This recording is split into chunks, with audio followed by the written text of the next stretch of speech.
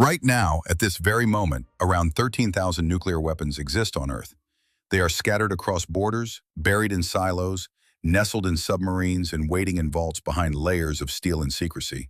We made them, and we made a lot of them. Some are small, tactical, designed for precision.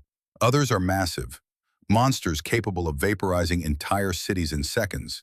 And the terrifying truth is, we've built enough to end life on Earth many, many times over. But what if we didn't wait? What if we didn't fire them in war? What if we skipped the politics, the strategy, the threats, and just detonated all of them at once? Every warhead, every bomb, every terrifying invention of mankind's darkest imagination set off in a single global instant. What would actually happen? Would the Earth crack apart? Would firestorms sweep across continents? Would the skies blacken? Would the atmosphere burn away? Would humanity be wiped out in a flash? We've done the research. We've spoken to the physicists. And what we found is worse than you think. This isn't science fiction. This isn't a movie plot. This is what would really happen if the most powerful weapons ever built were unleashed in one final world-ending moment. Before we destroy the world, let's understand exactly what we're working with. Right now, 9 nations officially possess nuclear weapons: the United States, Russia, China, France, the United Kingdom, India, Pakistan, North Korea, and Israel. Together, they hold the keys to a global arsenal of over 13,000 warheads.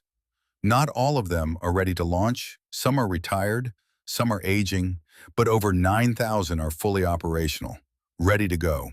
To put that into perspective, the bomb dropped on Hiroshima in 1945 released about 15 kilotons of explosive power. Just one modern warhead can deliver 50 times that, and we have thousands. The largest bomb ever tested by mankind, the Soviet Tsar Bomba, released the energy of 50 million tons of TNT in a single blast.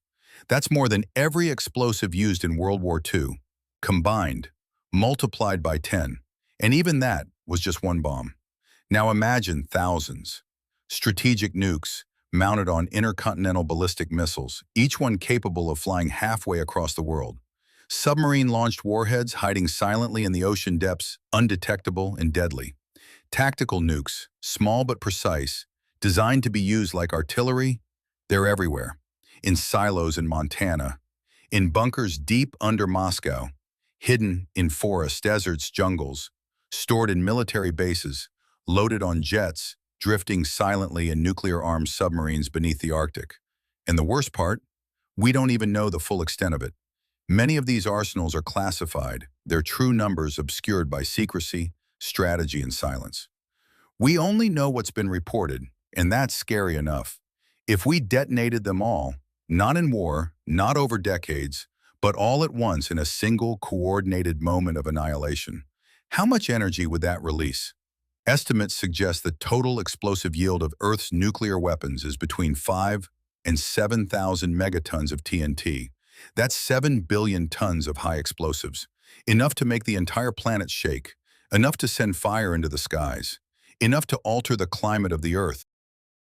Every nuclear warhead on Earth, over 13,000 of them, is armed and ready.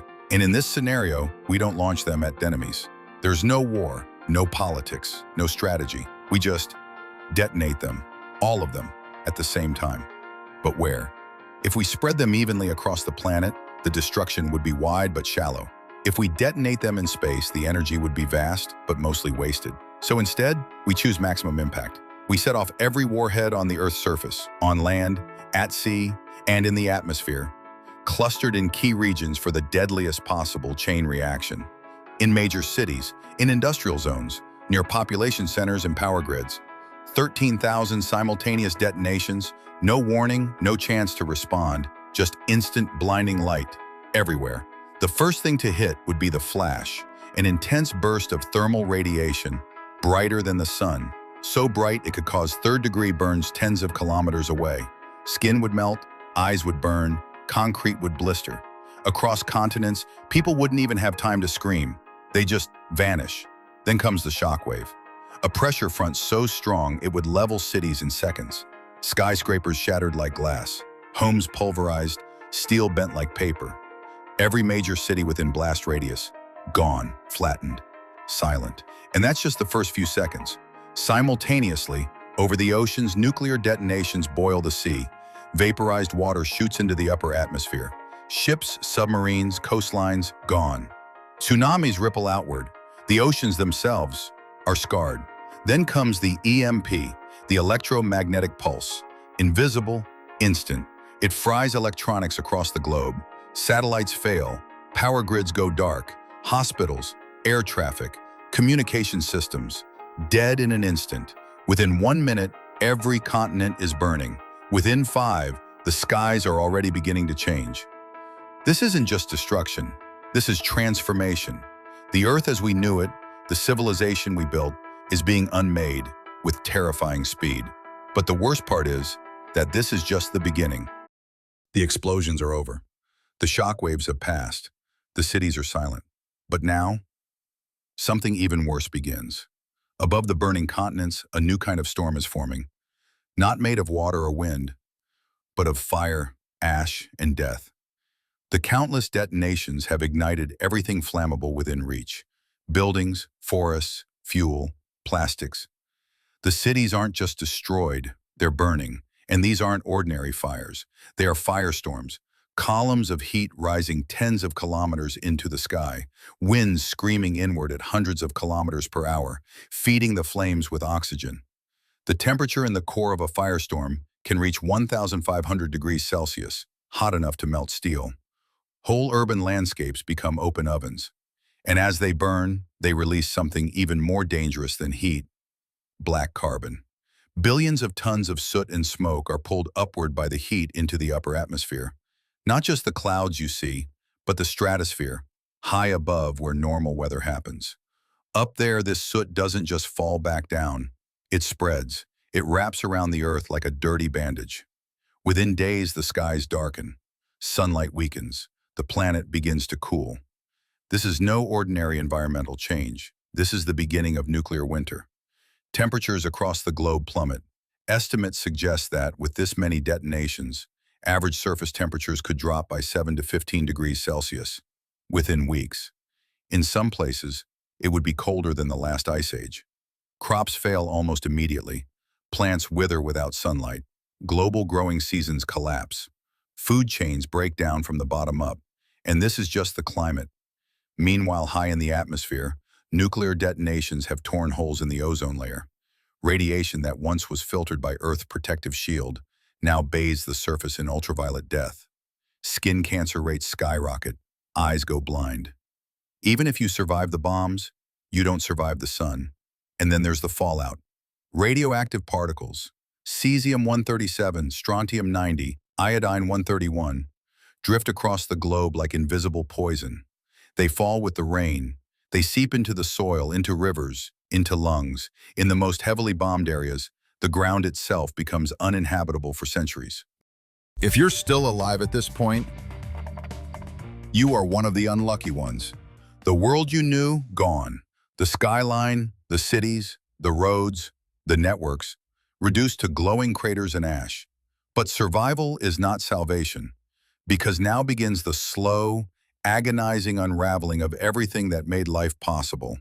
The global economy, gone in minutes. Every stock market, bank, and digital record, obliterated by EMPs. Every supply chain, snapped in half by blast zones and blackouts. Every government, collapsed or cut off.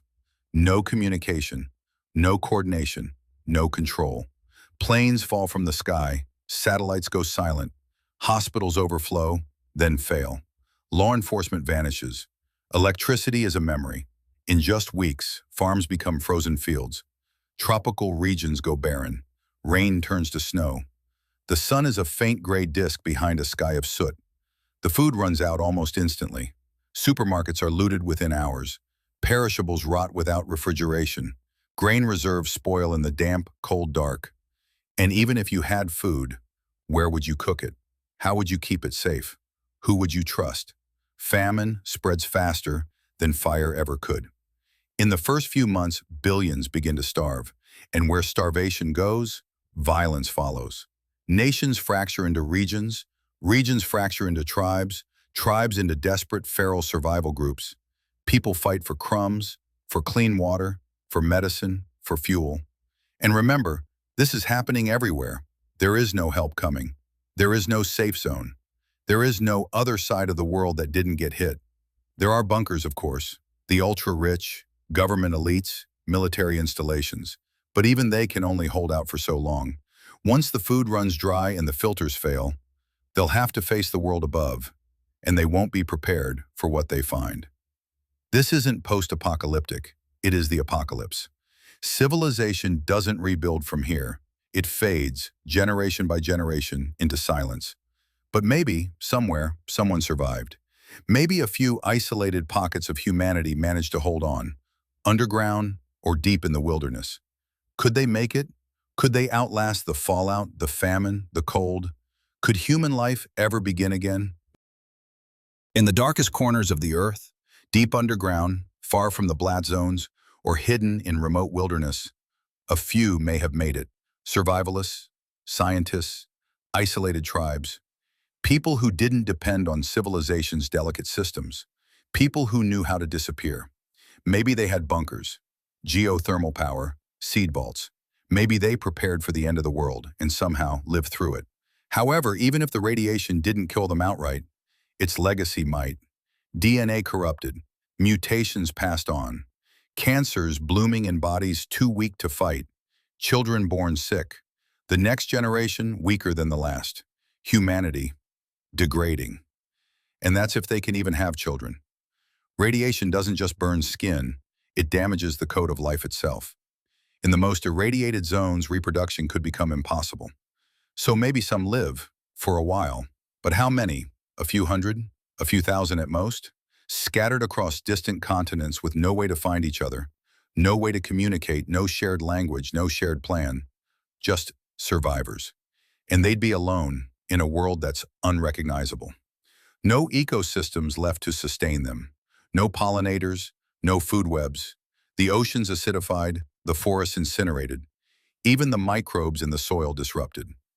They wouldn't be rebuilding civilization. They'd be enduring extinction. And what if they never found out what happened? No history books, no explanation, just silence. A whisper from the past that something once existed and then chose to destroy itself.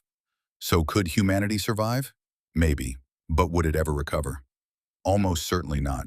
Because once everything is gone, once the air burns, the food vanishes, the knowledge is lost. It's not just a reset, it's a final stop. The end of a species that knew how to split the atom, but not how to share a planet.